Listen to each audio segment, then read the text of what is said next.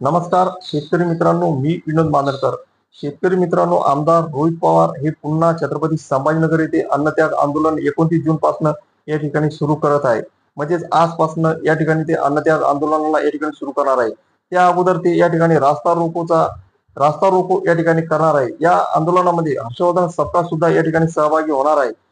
आमदार रोहित पवारांनी या अगोदर पंढरपूर येथे 12 जून पासून अन्नत्याग आंदोलन या ठिकाणी सुरू केले होते. 4 दिवस हे आंदोलन या ठिकाणी चालले आणि सरकारने यांच्यासोबत रोहित पवार सोबत या ठिकाणी चर्चा केली आणि आपण या ठिकाणी बसून या कर्जमाफी संदर्भात या ठिकाणी तोडगा काढू. परंतु आज 29 जून या ठिकाणी आलेली आहे. अद्यापही कर्जमाफी संदर्भात कोणताही तोडगा या ठिकाणी निघालेला नाही. कोणत्याही जाचक अटी या ठिकाणी अजूनही रद्द करण्यात आलेल्या नाही. 2019 कर्जमाफी मधील जे शेतकरी आहे त्यांना या ठिकाणी सरसकट 2 लाख रुपयापर्यंत कर्जमाफी द्यावी ही अट रोहित पवार यांनी या ठिकाणी टाकलेली आहे. तसेच प्रोत्साहनपर अनुदान 50,000 ऐवजी या ठिकाणी 1 लाख रुपये देण्यात यावे असे या ठिकाणी रोहित पवार यांनी म्हटलेले आहे. परंतु सरकारने या ठिकाणी पावसाळी अधिवेशन या ठिकाणी सुरू झालेले आहे. या अधिवेशनामध्ये सुद्धा या ठिकाणी कोणता निर्णय या ठिकाणी घेतलेला नाही.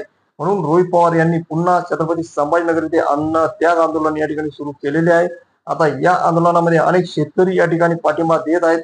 हजारो संख्येने शेतकरी या ठिकाणी आता उपस्थित होणार आहेत. सरकार आता या ठिकाणी या आंदोलनाला किती गंभीरतेने घेते हे आपल्याला आता या ठिकाणी सर्व शेतकऱ्यांचे लक्ष या आंदोलनाकडे या ठिकाणी लागलेले आहे.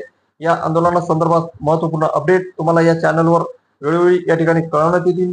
चॅनलवर प्रथम जर असाल तर या व्हिडिओला लाईक आणि चॅनलला सबस्क्राईब करायला विसरू नका, जेणेकरून असेच महत्वपूर्ण व्हिडिओ तुम्हाला या चॅनलवर मिळत राहतील. जय जवान जय किसान.